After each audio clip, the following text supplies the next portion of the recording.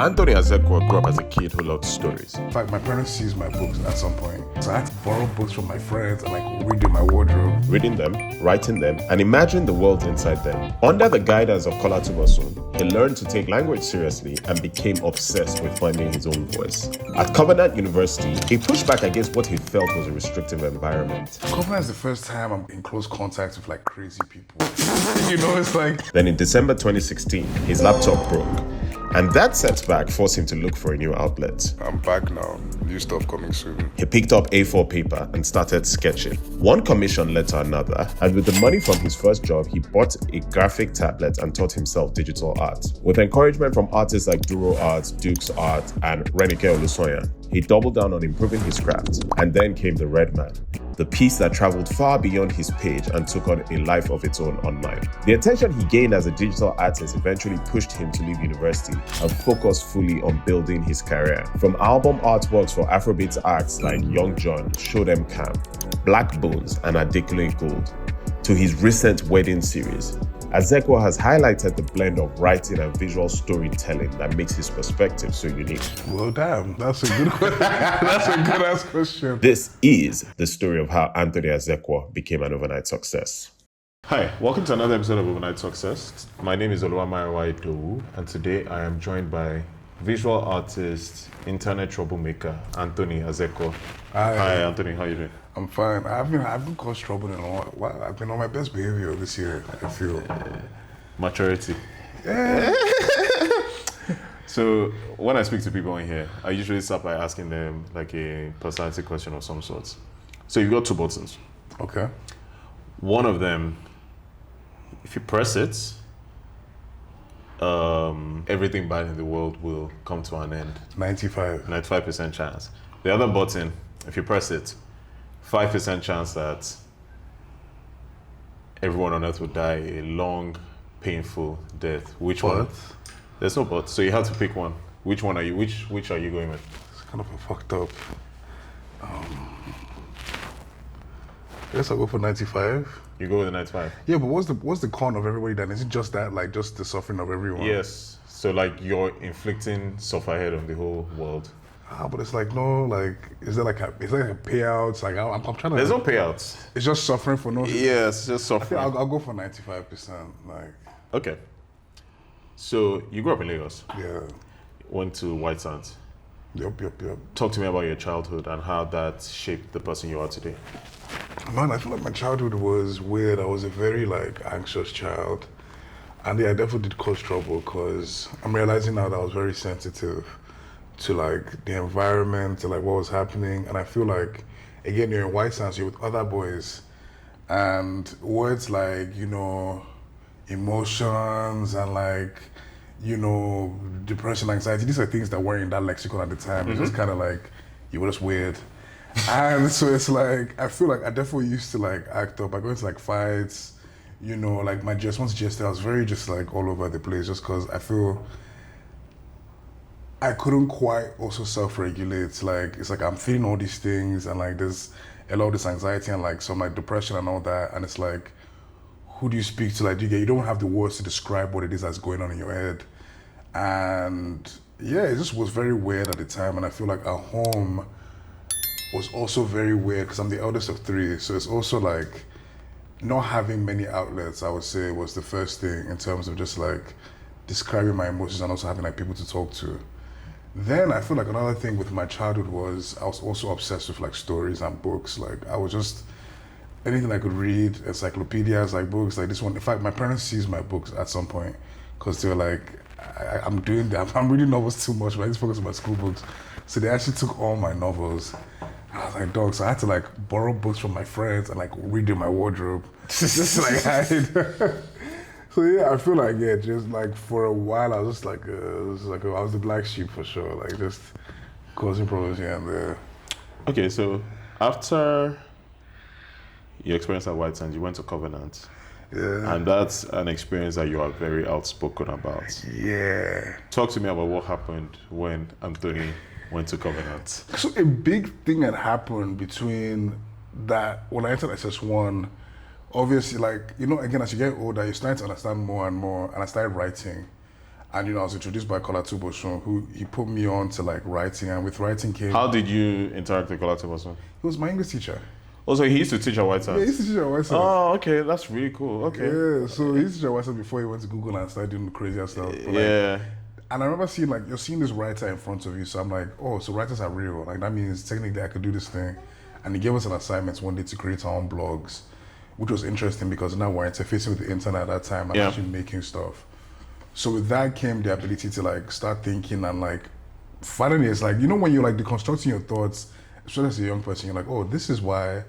So that was a powerful thing that happened.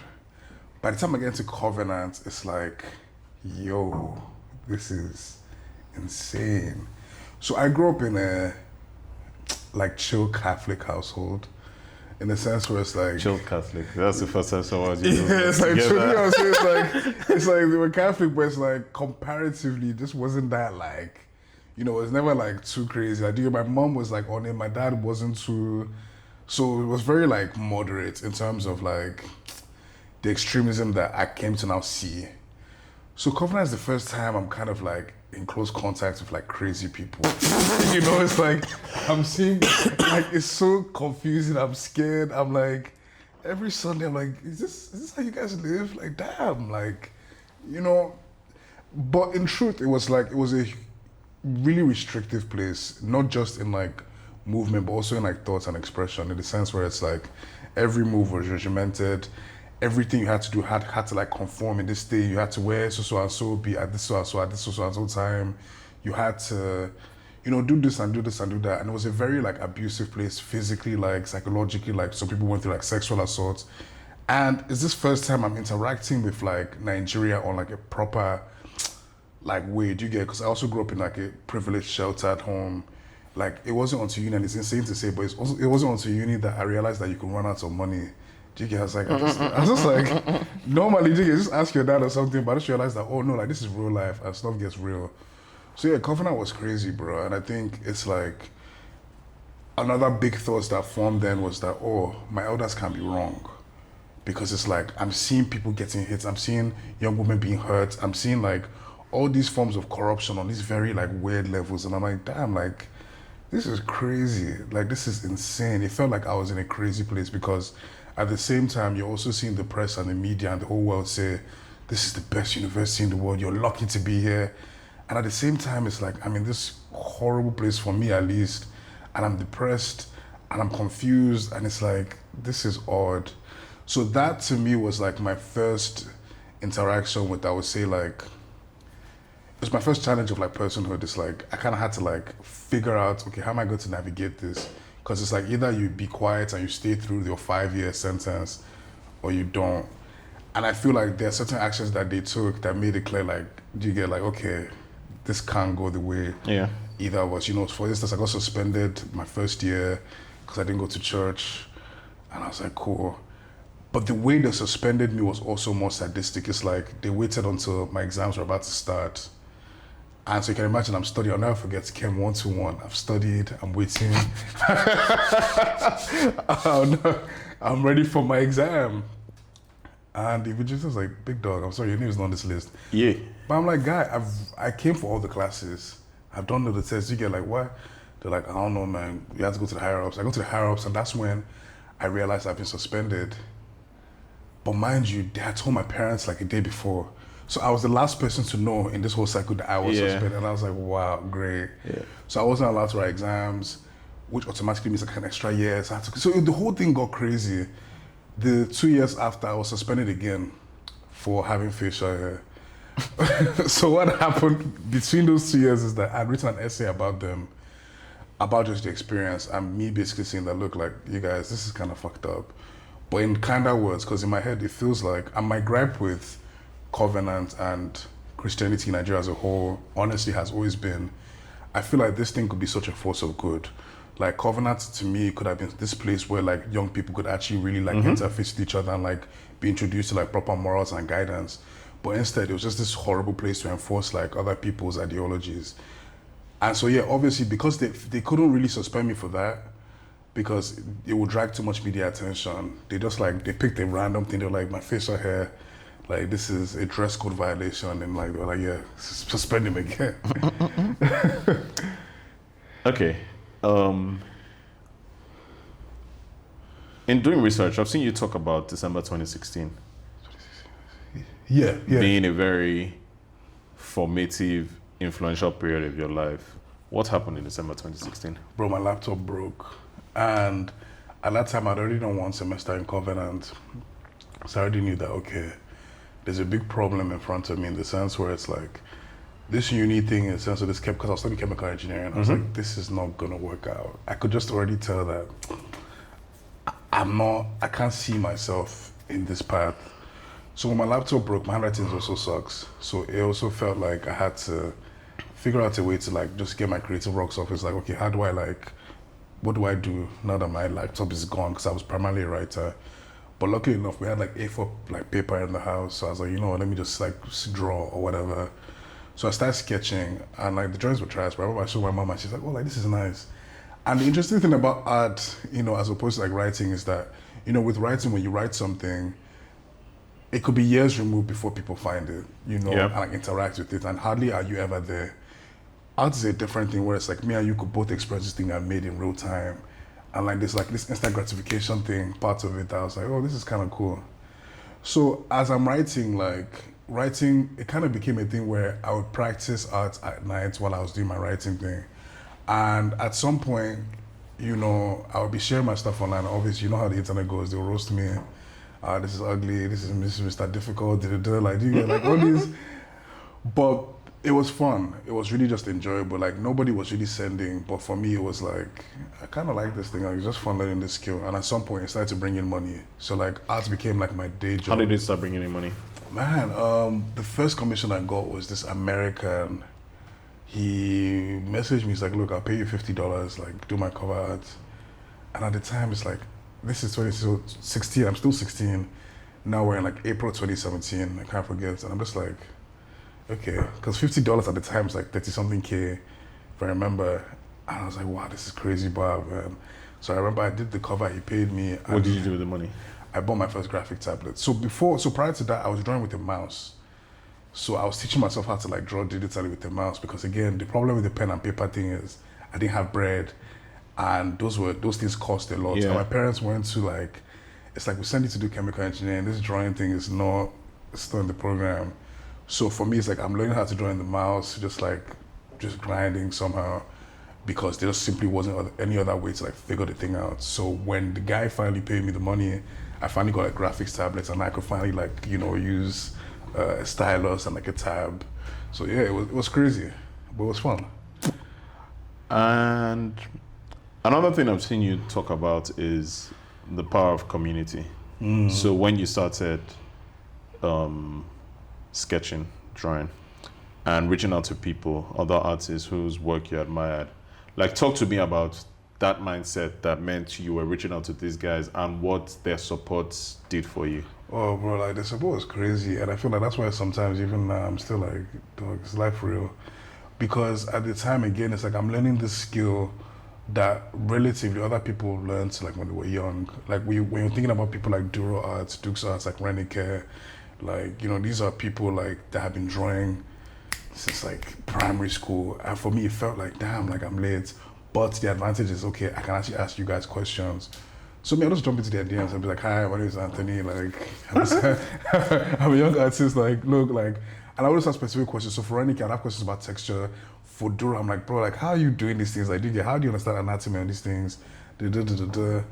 And funny enough, it's like, Duro in particular, because, again, I didn't understand this at the time, because, again, you're a teenager. But, like, Duro wasn't replying, and I was like, and he hates when I told the story, but I was like, Duro wasn't replying, and I'm like, bro, like, this guy just wants to be shy, man. Like, these guys, old heads, they hate me. So I was still fucking with this work, but back in my mind, I'm like, this guy, man, this one now. And you know, he was very like, he wasn't going outside like that, so I couldn't really find him. Yeah, Duro is very reclusive. Yeah, so I was just like, oh, this guy, man. But 2020, I get my first viral like painting, and it's like with the red man, and it's like things are popping off. And then Duro finally messaged me like, bro, what's your number? I'm gonna call you. And we call and we speak for, this is the first time we speak for like almost 2 hours. And in that call, Duro breaks down. He's like, bro, this is how they're gonna fuck with you. This is what's about to happen. This is how you need to guard yourself. And it just meant so much to me because it's like, you know, he really took that time out to like... Oh, he waited for you to go viral first. No, and you know what's so funny? Like now, yeah, for instance, it's fucked because it's like, so right now, somebody's probably trying to reach out to me, but like I have real life shit that's hitting my head. Yeah. And I remember I apologized to him. I was like, bro, you know, I'm sorry for taking the pee that time. Fair enough. Like life is complicated as you grow older. And obviously I couldn't understand that at the time. But yeah, like, so really everybody was really welcoming and nice because it's like, they could see that I was just trying to learn and they would always like pass advice, like brushes, like, you know, tutorials, like stuff that could just help. Yeah, so I think they were really, really, I'm really blessed to like have had all these cool people that like I looked up to, like just be people who were nice enough to like also, you know, be like, okay, do this, do that, like, okay, here's this thing, here's this person's number. And yeah, it was really invaluable. Okay. You mentioned the Red Man. Yeah. Your first painting that went viral. First of all, like, how did that come about? And then I think second of all, what did that virality do to you? Oh, bro, like, as a visual artist, you know, a viral page is like a hit song. And it's like, at the time, let's say I'm 20, I've just turned 20. And so now I've been grinding for 4 years, not really much left. You know, nothing much is moving. I had just done my first music cover for Sodom Camp and my second one for Adekune Go. So like stuff is still going, but like nobody's still really like, nobody's like, oh, I like this Anthony Azekwoh, I'm waiting for this Anthony Azekwoh piece or whatever. Yeah. But it's like there was small motion like going. The first viral painting is like I was practicing like this painting, it's called like a study where you're looking at this picture and like you're trying to like break it down. Yeah. And as I'm doing it, I'm like, okay, actually, like, because for a while I was, you know, looking at the greats, people like Sam Spraz, Duro, Duro Arts, and I'm trying to like kind of put their work in mind somehow. But I remember that day, I'm just like, bro, you know what? Every time I keep trying to be these guys, but like, it's not working. It's like, it's just not me. So that day, I'm just like, you know what? Let me just paint what I want to paint. Like, you know, I like red. I like this cigarette there. Like, this looks cool. Like, and I remember I paint till like 5 a.m. So at 5 a.m. I remember I'm tired, so I didn't really add the pupils in the eyes because I was like, bro, like, I've tried. So I just went to sleep and the next day.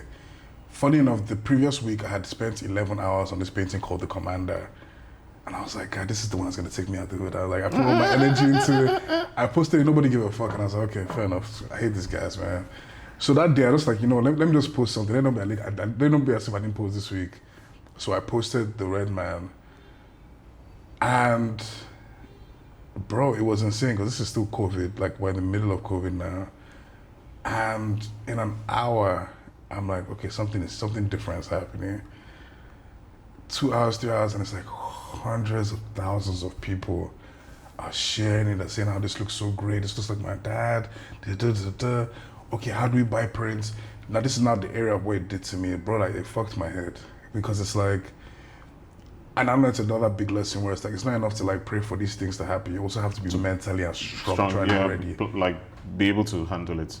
And I couldn't because up until then, there was no websites, no email, no way to sell prints. Because I'd never expected it. I'd never really like put my mind on that side, unfortunately.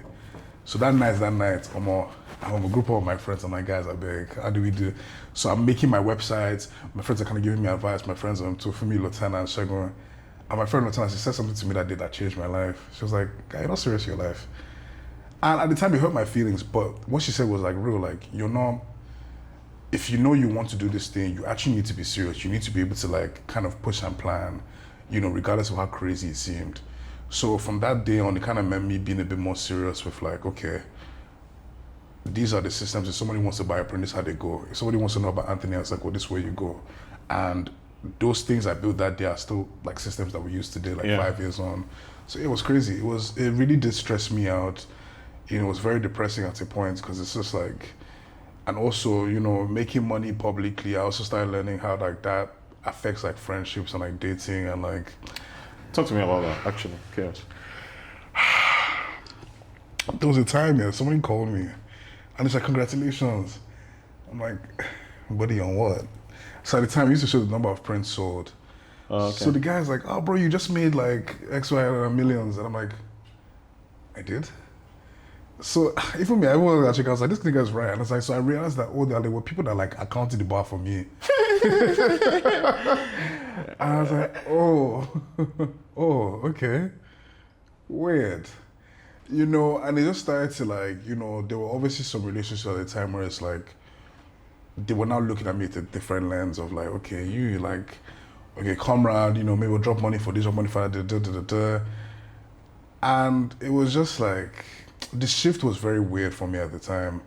And my dad, he said something to me, he was like, bro, like, because at the time, like, I'm 20, I'm vibing, I'm going out, vibing. And my dad was like, bro, all those things you were doing that time, your life is done, like, forget, it's a wrap. This is a whole new, like, space. I mean, I thought that he was overreacting. Like, I was like, dog, it's not that deep, it's just a painting. But I realized even as I'm going out, people have started to look at me differently, like, and it was a bit weird. And even now, I was struggling with something just recently where it's like, in my head, I'm still just like chilling, I'm still just like the same me that's vibing, but then I'm realizing that I can't say particular things because people are going to feel a certain way, It's like, it doesn't have the same impact as it would before.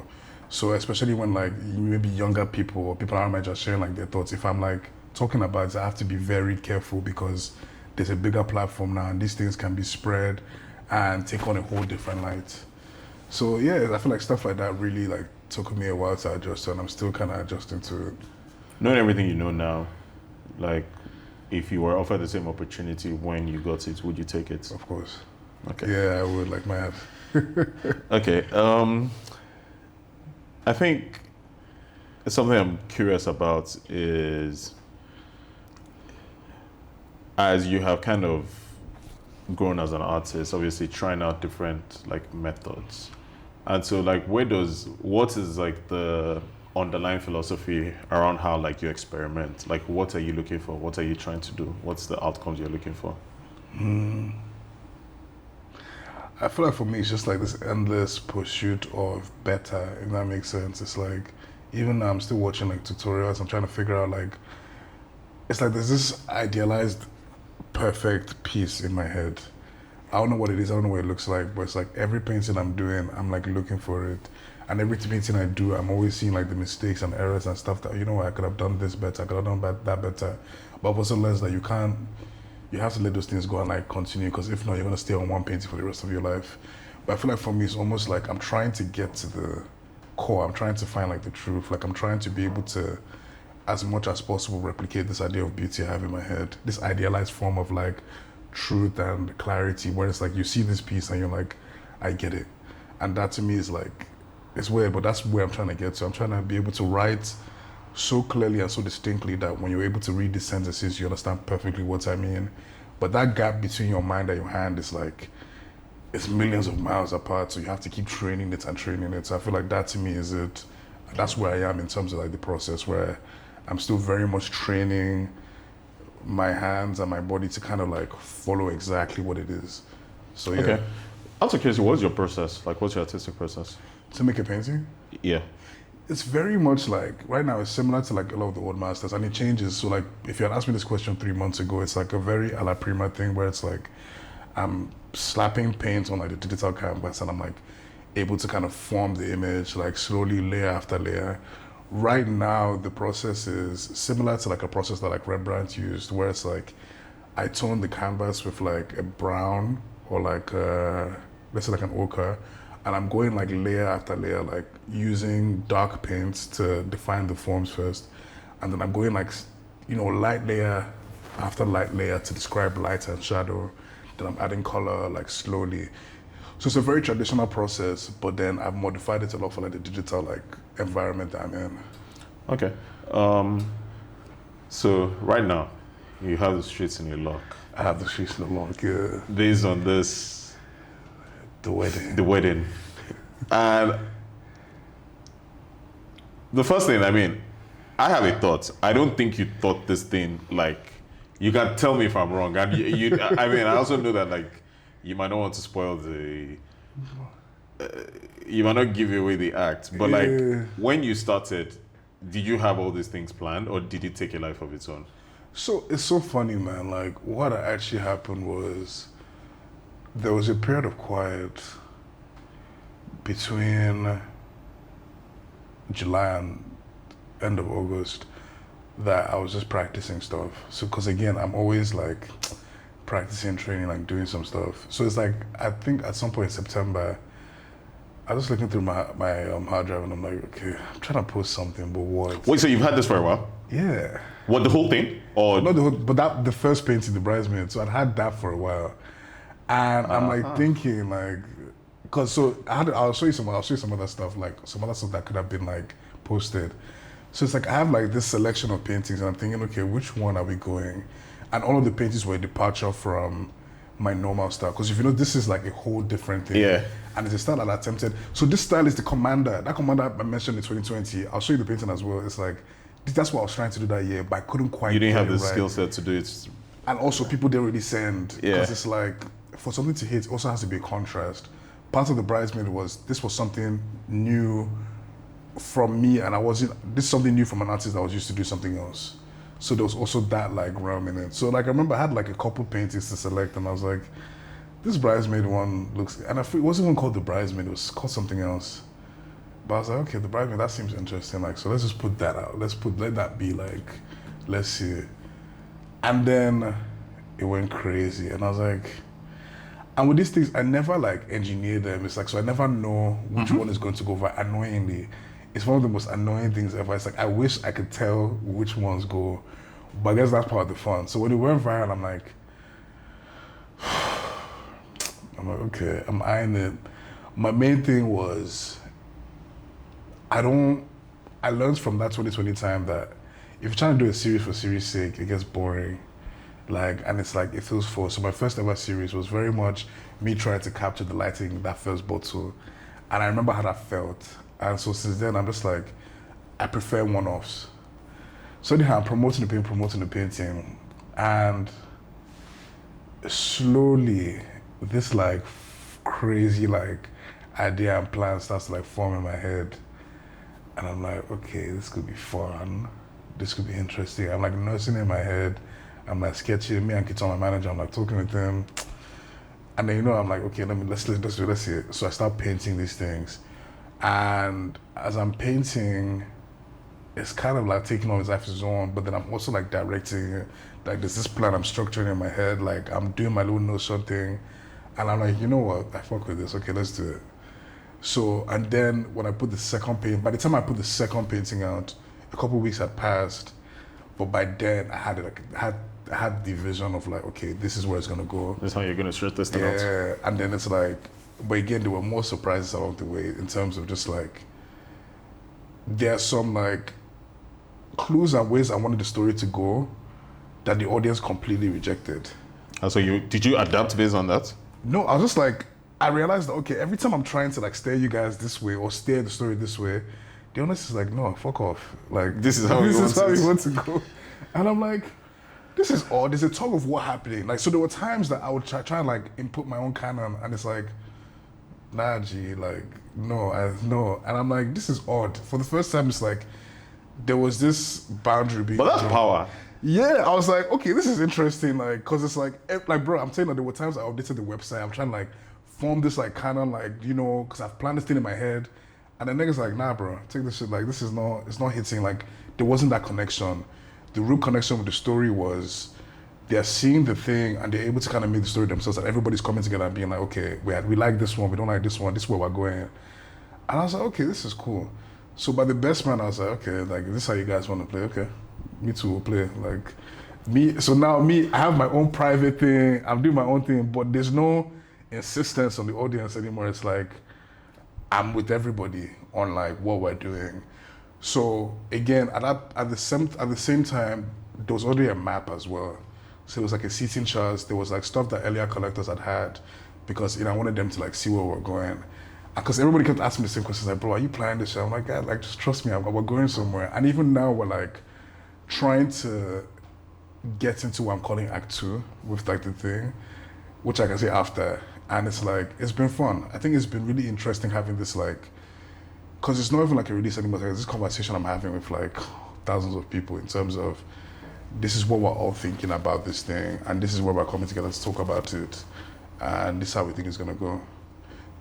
So it's been very different. It's been very, very odd. Like, there are lots of crazy people. Let's say there was the first painting, and at that first painting, there wasn't like a plan to do like a series. Yeah, that's my point. Exactly. Yeah. No, like, I'm like, this thing has taken a life of its own. Yeah, exactly. Yeah. I was very much against, like, because serialization, if there's no intentionality, it becomes drawn out, it becomes long.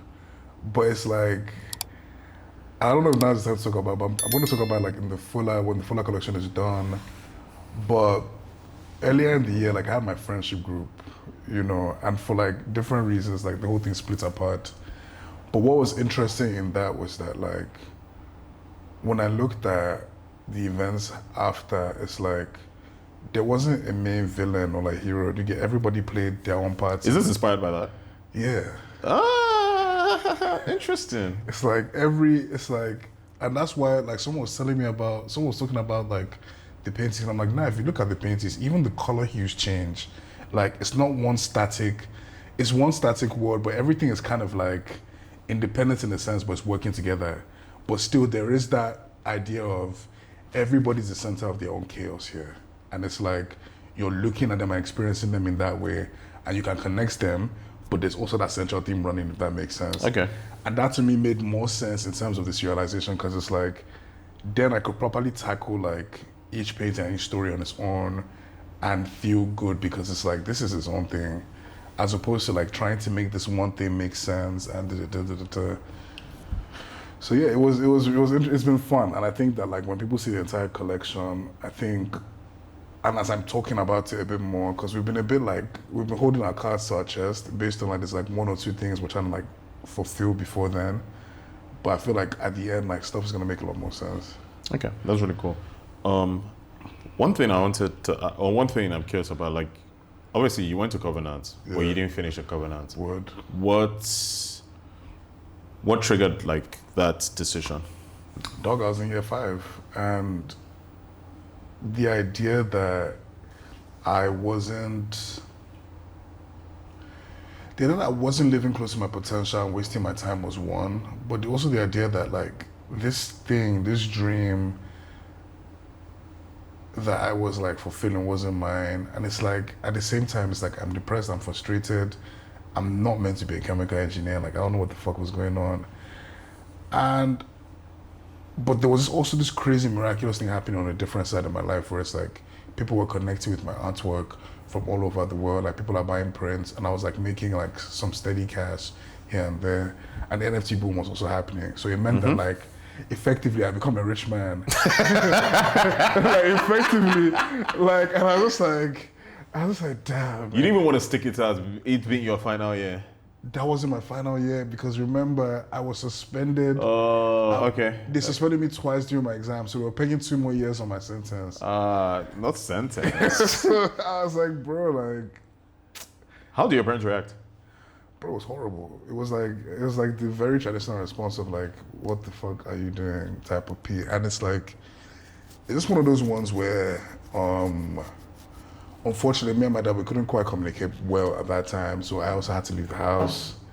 And it's like, there was a time I was just like jumping from hotels and Airbnbs for a while.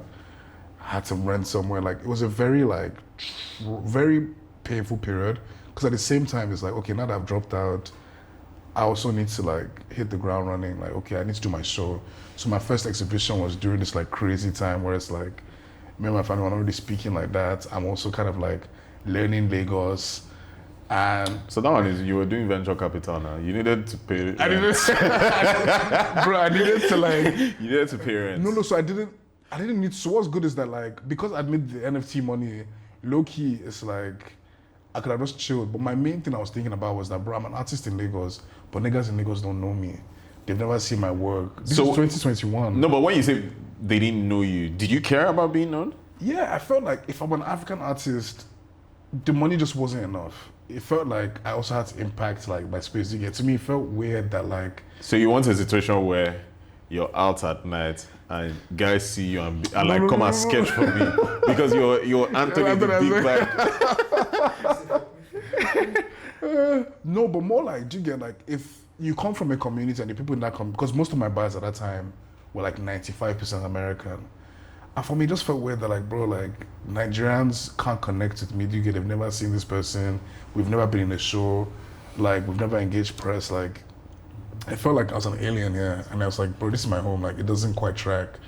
And if I'm trying to ensure longevity, that just didn't make sense, like to me. So yeah, it was like kind of like steps that we took at that time to be like, okay, like we need to slow down. Like we skipped a couple steps.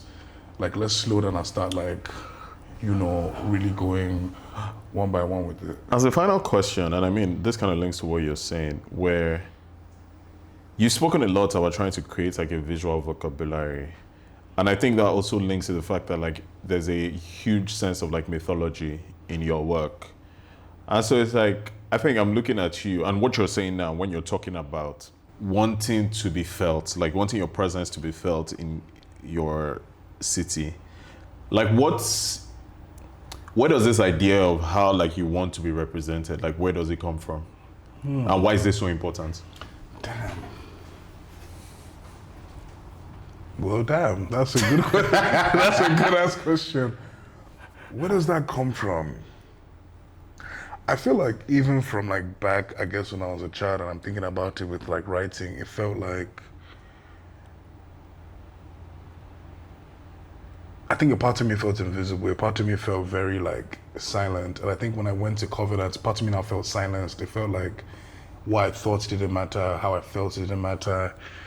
And I don't know, I felt like a part of me rejected that. I was like, no, like, I do have something to say. I do have something to add to whatever conversation like this is when we're talking about like the creative space or artistically. I was like, no, I felt like I had something to offer.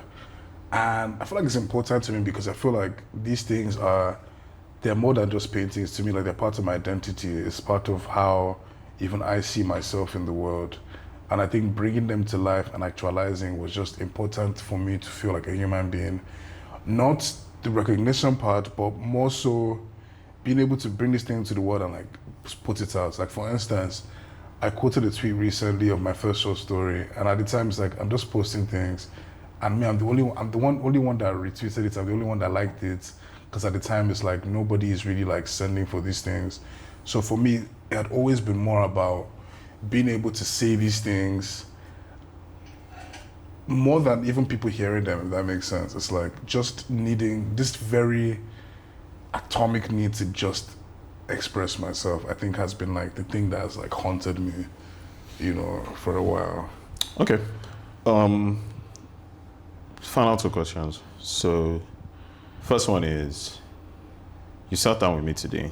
Word. You've shared a lot about your journey. Sure. If there were any, like if you could play producer for the day and get me guests for Overnight Success, whose stories would you be wanting to hear? Man, have you done Renike? No, I haven't done Renike. Renike would be cool. You're not the first person to ask. Yeah, I think Renike would be cool. Definitely Tokenis as well. But if like someone like even like Bruce Pair, like the older artists, like, you know, it'd be interesting to hear their perspective. Because another thing that when I was coming up that I didn't quite like, I guess understand at the time is why they were so quiet or like reclusive. Because like most visual artists, like they don't really like pop out too much. Like they're very much in their, people like Dukes and Duro, for instance, like we need to get them here as well. Okay. But you know, they're very much like in their own spaces, man. They don't be coming outside. Okay. And final question. I've thrown a bunch of questions at you today. Word. I'm opening myself up. It's not my turn. Yeah, is there any question you'd like to ask me? Yeah, I think